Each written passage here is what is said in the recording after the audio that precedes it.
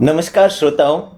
मैं doctor T Rajdev Patro बोल रहा हूँ। लेकिन मेरी अंदाज एक ऐसे शख्सियत से जुड़ी हुई है और वो अंदाज मैं लाने की कोशिश कर रहा हूँ। और मैं आपको आज ऐसी शख्सियत से मिलाना चाहता हूँ जिन्होंने इसी प्लेटफॉर्म के जन्मदाता हैं। और उनकी शख्सियत से काफ़ी, क्या कहें, छोटी शब्द हो जाएगी अगर इंस्पिरेशन कहें। हाँ, मैं उनका दीवाना हो चुका हूँ। और आज जो डॉक्टर्स डे की सेलिब्रेशन चल रही थी, तो मुझे इस शख्सियत के बारे में मेरे अंदर ऐसे कुछ क्यूरियोसिटी बढ़ी, जो मैं आज जुर्रत कर बैठा कि मैं उनका इंटरव्यू लूं। और मैं किसी और के बारे में नहीं, मैं तो गंभीर साहब के बारे में बात करना चाहता हूं, मिस्टर मुकेश गंभीर। And here is that present gentleman where he is in front of me today. So I'm going to ask some interesting part of his life, which may be matching with your life also, with my life also, but it will definitely give you something to learn. Why not have some chat with him? Welcome, गंभीर साहब, आप ही की studio में मैं आपको स्वागत करता हूं। और आज आपसे हम रूबरू होना चाहेंगे। सबसे पहले मैं आपका आभार व्यक्त करता हूं, आप हमारे स्टूडियो में आए। आपने काफ़ी देर तक हमारी सारी बातचीत को उत्तर प्रश्न में बदल के हमें कृतार्थ किया।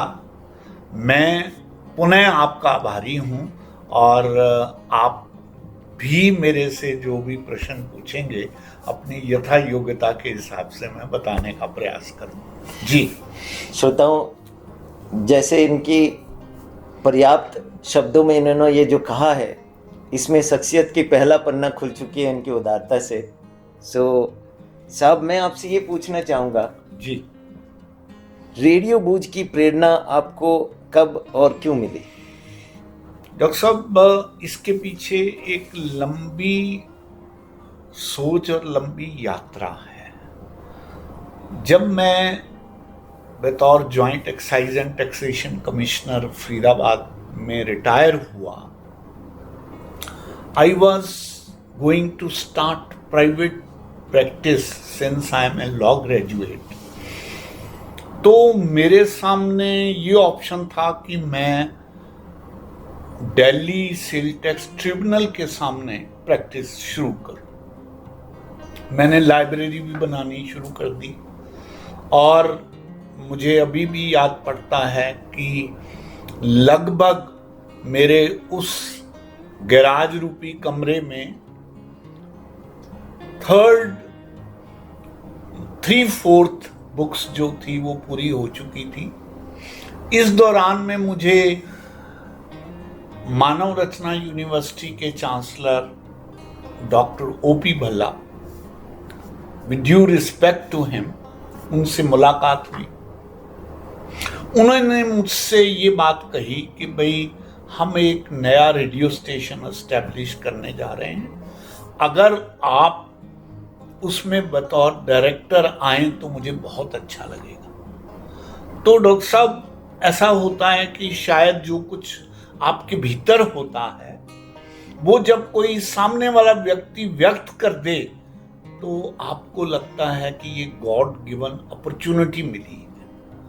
तो मैंने सहर्ष ही उसको स्वीकार किया।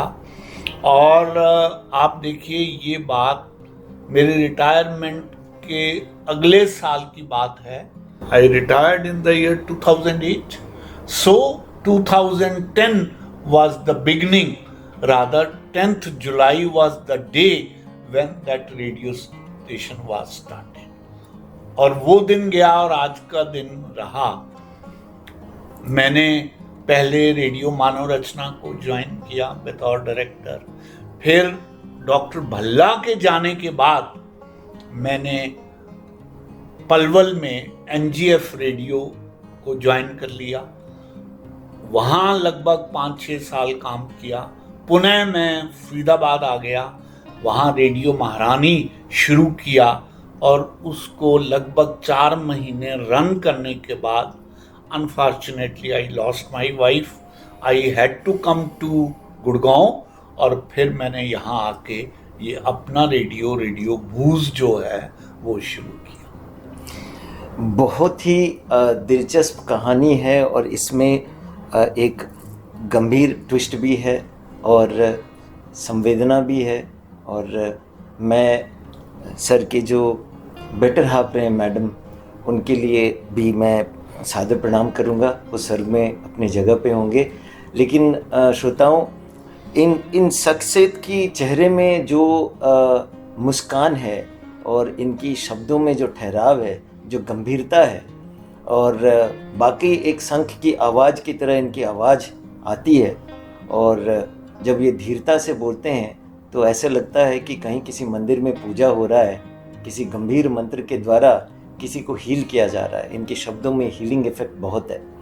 सर, बाकी रेडियो में जो इनकी आवाज़ जो सुनते हैं वो काफ़ी इम्प्रेसिव होता है और सर की बोलने का तरीका भी बड़ी अलग है। सर, दूसरा प्रश्न मेरा ये है कि आपने ये जर्नी जो रेडियो प्रोग्राम्स हुआ और रेडियो से ताल्लुकात रख रहे हैं आप, ये जर्नी इतनी लंबी रही आपका जी। दूसरी ओर आप लॉ एंड एक्साइज कमिश्नर रहे हैं जी। जो बहुत ही सेंसिटिव डिपार्टमेंट रहा। यस। इन दोनों की स्थितियों में शख्सियत की जो रोल्स होते हैं, आप ये दोनों की जो दो फील्ड हैं, एक बहुत सीरियस रहना और एक डिसीजन उसमें मायने रखती है और छोटी सी गलती के कारण बड़ी बड़ी इन्वेस्टिगेशंस हो जाती हैं। और उस पोजीशन से आप सीधे रेडियो प्रोग्राम पे आना और लोगों के दिलों पे राज करना, और वो भी इतनी धीरता के साथ, इतनी क्या बोलूं, बहुत ही एक स्माइलिंग चेहरे के साथ आप कर रहे हैं। क्या वाकई आप 24 घंटे ऐसे हल्के रहते हैं और लोगों को हंसाते हैं? डॉक्टर साहब, जो आपने प्रश्न किया है, मैं इसका उत्तर यहाँ से शुरू करना चाहूँगा। इवन जब मैं एक्साइज एंड टैक्सेशन डिपार्टमेंट में deputy excise and taxation commissioner की पोस्ट पे था, तब से मैंने शायरी भी शुरू कर दी थी। और वो जो शायरी है वो तो दिलों का खेल है। और मेरी तो हर पुस्तक का नाम जो है वो एहसास से जुड़ा हुआ है। सबसे पहली मेरी पुस्तक आई कतरा कतरा एहसास, उसके बाद जो दूसरी पुस्तक आई गुंजाए एहसास, तीसरी पुस्तक जो आई खुशबुए एहसास, चौथी पुस्तक आई परवाज़े एहसास, और उसके बाद पुस्तक आई गूंजते एहसास।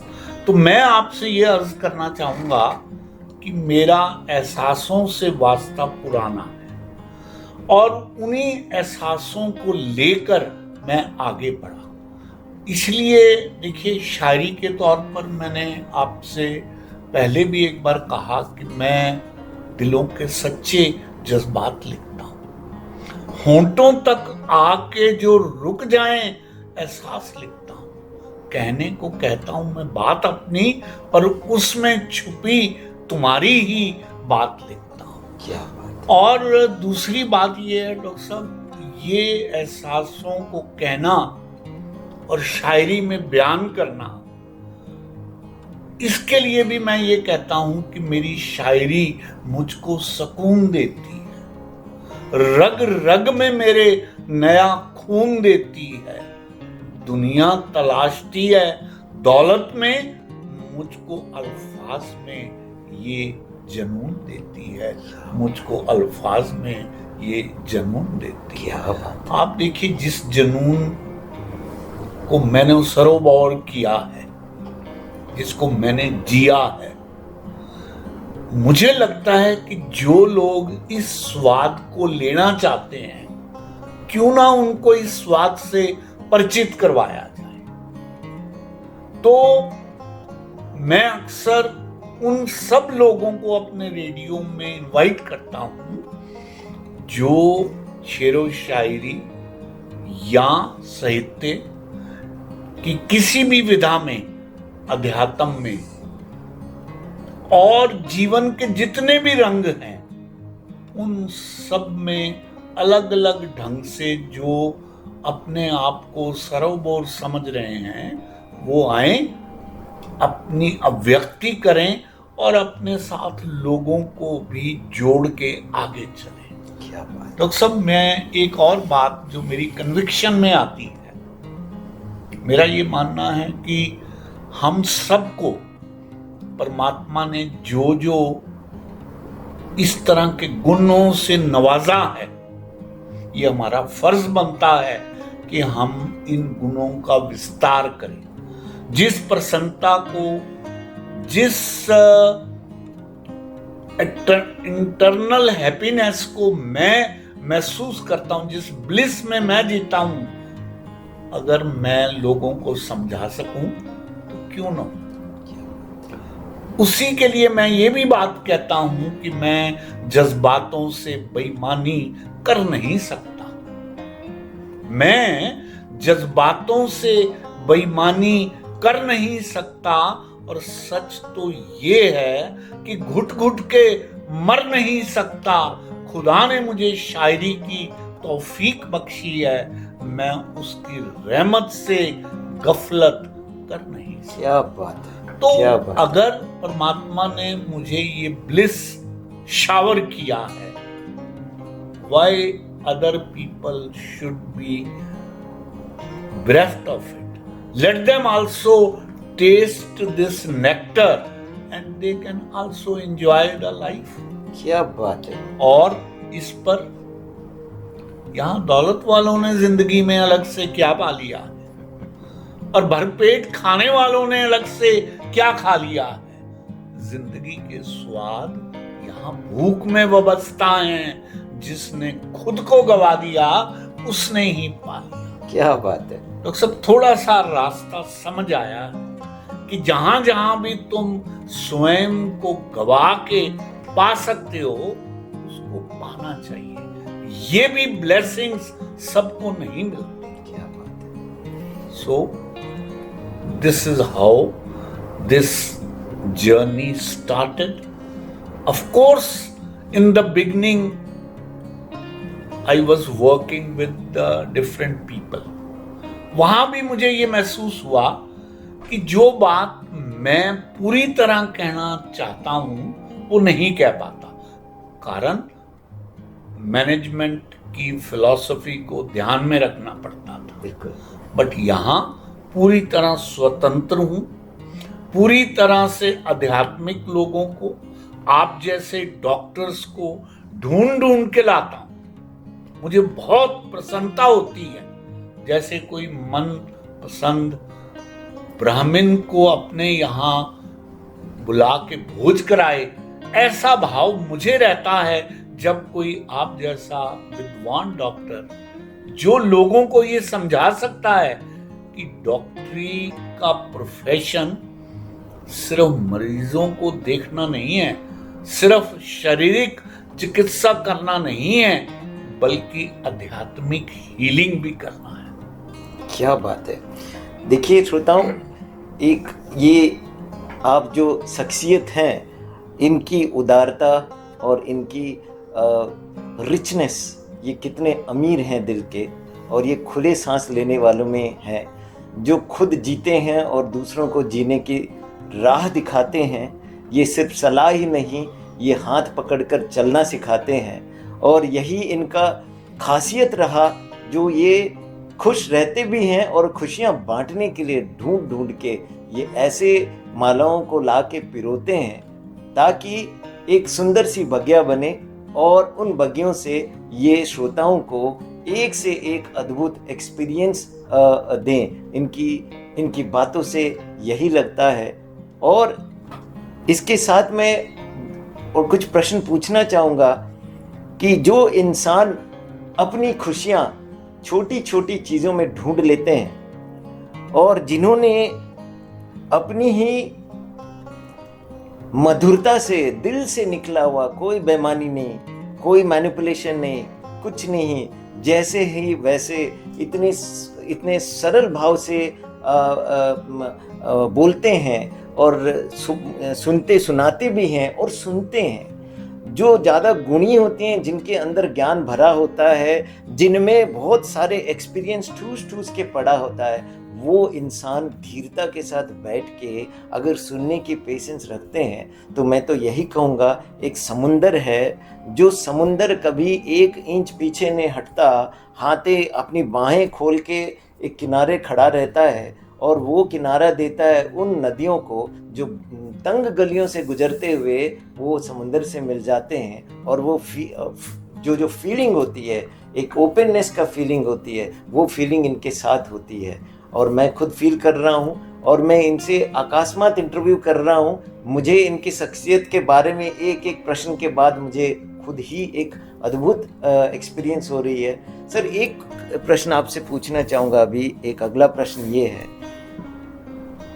ऐसा तो नहीं कि आप अपनी जर्नी में बचपन से लेकर अभी तक आपका जर्नी हुआ, इस जर्नी में क्या आपकी चाइल्डहुड की कोई असर रहा या पेरेंट्स का असर रहा कि आप इतना इंडिपेंडेंट पर्सनालिटी बने? डेफिनेटली आपकी बातों में सेल्फ रिलायंस रिफ्लेक्ट होती है। जो इंसान अपने आप में सेटिस्फाइड होता है, जो दूसरों को हेल्प करता है, अपने आप को गंवा के वो दूसरों की महलें बनाता है, दूसरों की जज्बातों को समझता है, दूसरों की एम एंड एम्बिशंस को फुलफिल करता है, वो ऑब्वियसली वो अपने आप को खो देता है। लेकिन आपको ये जो फोर्स मिलती है अंदर से, जो आपको एक पावर है आपके अंदर, जो आपको आपकी सफ़र में मदद करती है, क्या ये आपको बचपन से रहा या बचपन में ऐसी कुछ घटनाएं हुई या आपके पेरेंट्स का असर रहा या आप बचपन में नटखट भी थे? देखिए डॉक्टर साहब, इत्तेफाक से मेरे बचपन का मित्र मेरे साथ बैठा है, इसलिए मैं कोई भी बात ऐसी तो आपको बोलूँगा भी नहीं, ना मेरी इच्छा है। बड़े स्वाभाविक ढंग से बचपन गुजरा है, सभी तरह की शरारतें करते हुए, सभी तरह की घटनाओं दुर्घटनाओं में हिस्सा लेते हुए। लेकिन क्या होता है कि जैसे आज इस एज स्टेज में, if you ask me to tell you about my personality, it is a sum total of my interaction with various people, their interaction on me, and the cumulative effect of so many people. Of course, my parents were very religious. I remember कि सुबह लगभग 3 घंटे रामायण, गीता और सुखमनी साहब का पाठ हमारे यहाँ होता था, और हम सुबह सब लोग इस इंस्ट्रक्शन से घर से निकलते थे कि आपने चाहे 10 मिनट 15 मिनट आपको बैठ के इसका अध्ययन पाठ करना है, आप करके जाएंगे, जो कि आज तक मेरे साथ चल रहा है। लेकिन डॉक्टर साहब, आप जिस वजूद पर आप हैं, मैं समझता हूँ हमारे आसपास बहुत से लोग ऐसे आते हैं, हमारे फ्रेंड्स भी होते हैं, हमारी अपनी धर्म पत्नी भी होती है, बच्चे भी होते हैं, वो सरकमस्टांसेस भी होते हैं जो कहीं पर हमें गिराते हैं, कहीं संभालते हैं, कहीं हम फिर हिम्मत करके खड़े होते हैं। मैं एक बात और कहा करता हूँ कि दर्द ने समझा जो दी अब जिंदगी, दर्द ने समझा जो दी अब जिंदगी, और जी भर के होती है अब बंदगी, और आंखों पे छाई धुंध भी अब साफ है, कई रंग दिखला जो गई अब जिंदगी। क्या बात है। अब आप देखें डॉक्टर साहब, at the age of 72, it is a sum total of so many experience of so many good, bad incidents, events, and sum total of so many people around me. I distinctly remember the influence of my wife, who was a doctor, on me. Very disciplined person. As compared to her, we were not disciplined, but a impact remains in your mind that what comes the result of that discipline. I am blessed with 2 daughters who are disciplined daughters, loving daughters, and I think God has blessed me in the shape of my daughters so much good that I am bound to say, ना सही बेशुमार दौलत, ना सही बेशुमार दौलत, तेरी रहमत का खजाना तो है, क्या बात। और ना चढ़े इश्क परवान मेरा, तेरी जुस्तजू का बहाना तो है, ढूंढते फिरते होंगे लोग उसको दर बदर, कहीं और मिले ना मिले, मेरे दिल में उसका ठिकाना तो। क्या बात है। तो बात ये है डॉक्टर साहब,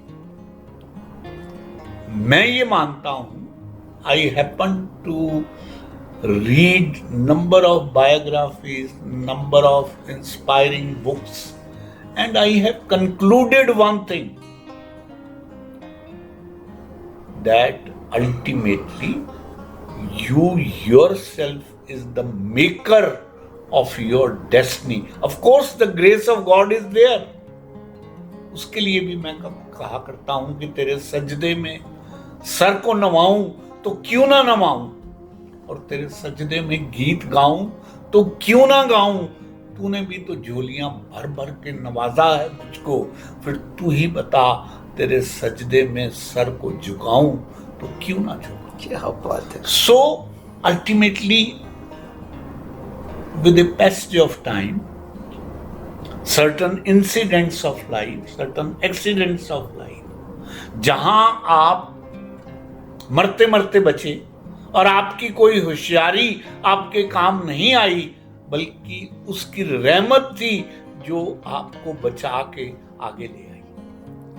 तो ये जब बातें आपके जहन में भीतर चली जाती हैं, तो फिर लोग सब आदमी जो है वो इधर उधर अब्रेसिव नहीं रहता, इधर उधर वो जो झरीटे मारने का काम है वो छोड़ देता है। फिर उसको लगता है कि भाई जीवन को जितने सीधे ढंग से देखा जाए और उसकी कृपा बनी रहे, उसी का आभार व्यक्त करते हुए आगे बढ़ता है। क्या बात है। श्रोताओं, एक तो यहाँ प्रूफ हो चुका है कि आप ऐसे शख्सियत हैं जिसमें काफ़ी कुछ समाया हुआ है, और इनसे मेरी 4-5 सवालों में इन्होंने मेरे दिल में ऐसे जगह बनाया है, जितने दिन जिंदा रहूँगा ये मेरे साथ हैं, और मुझे भी लगता है आप भी जब इनको सुन रहे हैं आप इनको भुला नहीं पाएंगे।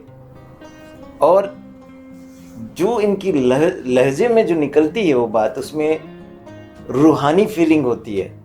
एक ऐसा फीलिंग होता है कि किसी स्पिरिचुअल इंसान से आप बात कर रहे हैं, जो अपने दिल से बोल रहे हैं। वो इसलिए नहीं बोल रहे हैं कि उन्हें प्रश्न पूछा जा रहा है, जो अपने दिल से बोल रहे हैं, और उनकी नज़रिया इस संसार के प्रति, बहुत सारे शख्सियतों के प्रति, ये कितने लोगों से अपनी जीवन की यात्रा में मिले होंगे, लेकिन ये एक चीज़ बहुत क्लियरली कहते हैं कि जो दौलत, असली दौलत हमारे हैं हमारे जीवन में, वो है खुल के जियो, सच्चाई से जियो, जो तुम्हें पसंद है उसे खुले दिल से जियो। अगर आप खुले दिल से जियोगे तो घुटोगे नहीं, घुट घुट के मरोगे तो दौलत बेकार है, शोहरत बेकार है, वो कोई काम की नहीं है।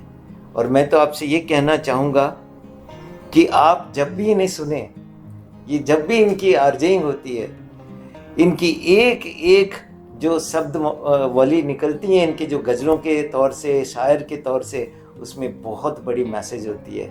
और मैं, सौभाग्य मेरी कि मैं उस चेयर पे बैठ के इनको प्रश्न कर रहा हूँ, जो इनकी अपनी स्टूडियो है, और मैं सौभाग्य मानता हूँ। और आज मेरा दिन बन गया और मैं